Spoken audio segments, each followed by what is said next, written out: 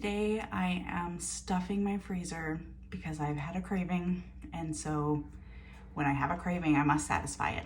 I am wanting meatballs, but not just any meatballs, my dad's meatballs. They are the most delicious. You ask anyone in our family, everyone knows Charlie's meatballs. I'm gonna make a batch, cook them up, toss them in my freezer so I can have them for like meatball subs, or if I just want a meatball, sometimes I just want one. Spaghetti and meatballs, you could put them on top of pizza, you know, whatever you want to do. Surprise, there is a semi recipe for this. Of course, I take my liberties, but whatever, so does he. So I'll write some ingredients that I'm using and around about how much I'm using. It can vary depending on how much meat you're using. I have like a pound of beef that I'm using, and these are all beef meatballs. We don't mix the meats, it doesn't taste as good. So I have done some prep, mostly just some chopping, and I did saute up some garlic and onions. I don't like to put them into the meat mixture raw. I don't think they cook down enough for me to enjoy that texture and flavor, so that's why I do that. So let's get started. Do not mind my incredible mess over here, but it all has a purpose. So first thing I want to do is soak my bread. I have this delicious rosemary olive oil loaf that I get from my store. I like to just chop it up. You can use like just some sourdough bread or white bread or even breadcrumbs, but this stuff tastes so good. Just gonna soak it with some milk. Make sure you get it all submerged. This is going to really help our meatballs stick together and be of substance. I'm just gonna let this sit here and soak up all that milk and just get nice and juicy for a few minutes. Another bowl. I'm going to get all of my other stuff that I'm putting in these meatballs together mixed with my eggs, so that way I'm not putting whole eggs into my meat mixture and trying to break those up and incorporate them while also trying to mix the meat. I want to touch it as little as possible. You don't want a tough meatball. Into the eggs, I've got some salt, some Worcestershire sauce, some black pepper, my parsley. I like a lot of parsley. This is definitely more than my dad would be comfortable with, but we won't tell him. Some oregano. I like to just put a little in my palm and then just kind of like squish it, get those oils released. And I think that's it. Am I missing anything? I don't think so. Give it a mix up. I put a lot of parsley in here. Oh well, it's gonna taste great. Now I think I'm ready for my meats.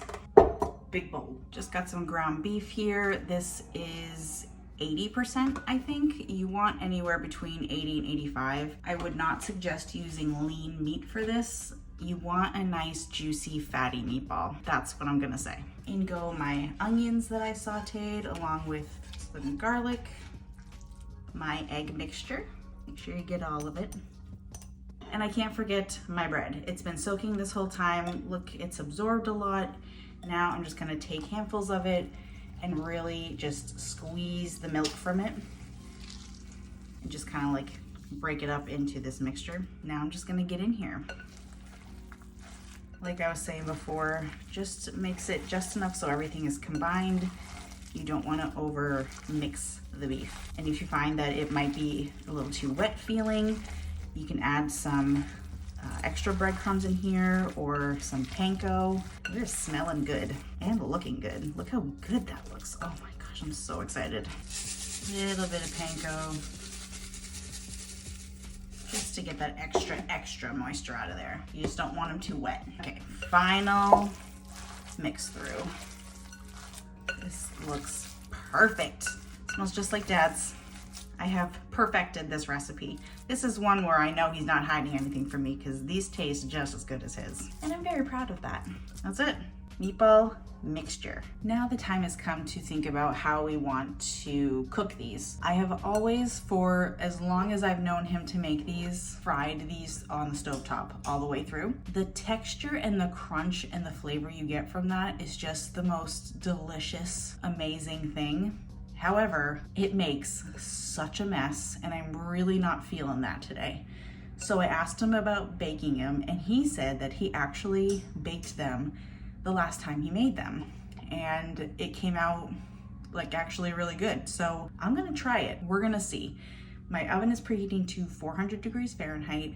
I'm gonna section these out and see where we end up. Okay, lined baking sheet, tinfoil. I sprayed this with some nonstick spray.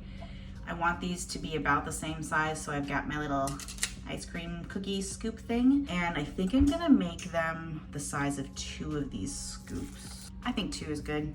It's about the size of a golf ball, maybe a little bigger. I don't know, I don't play golf. So now I'm just gonna move on with 2 scooping these balls. Boop. And we have the meatballs. I got 14 of my 2 scoopers, so that scoop is like a 2 tablespoon scoop, so these big ones are like 4 tablespoons-ish. This little one over here is from the extra. It's just a little smaller. This will be my little treat for later. My dad told me to pop these in the oven for 20 minutes and then flip them and then cook them till they're done. So obviously this man is like me. Cook them till they're done isn't helpful to a lot of people, but I mean, I know what he means, but you know what I mean? Just use your judgment. You want them to be cooked all the way through, and there you go. So we'll see how this goes. It's great. It'll be great. This is after 20 minutes. I feel as though I'm already regretting my decision to bake these because unless this turns around, where is the crunch? We'll see. I gotta flip very carefully. I don't want them to fall apart. Oh, they're holding together actually very nice. Now I'm gonna cook them till they're done. I'd say probably another 10-15 minutes or so. And if I still don't have a good crunch on them by then, I might flip them back over and broil them for a bit, because I think that will really do the thing. Look at these babies. They are sizzling. I did end up flipping them again and throwing them on a broil because I was not satisfied with the amount of crunch that I got on the top. I still kind of am not, but I mean, it's enough, and these smell so good. I am going to transfer these to a plate lined with some paper towel just to get some of the excess grease off. Oh my gosh, they are so soft. These are like pillows. They keep their bounce. Oh, this is so nice. Here are the meatballs in all their glory. I am going to let these cool completely, and then I'm going to flash freeze them and then put them into a container and transfer them into the freezer for the long haul. That way I can just pick one out and eat it how I want. But remember that little one that I said was gonna be my snack? Here she is. Look at the color I got on this one. Look at the inside of those. It is cooked all the way through. The herbs, the onions in there, the bread. I got this little crispy bit on the end. Oh, it's hot.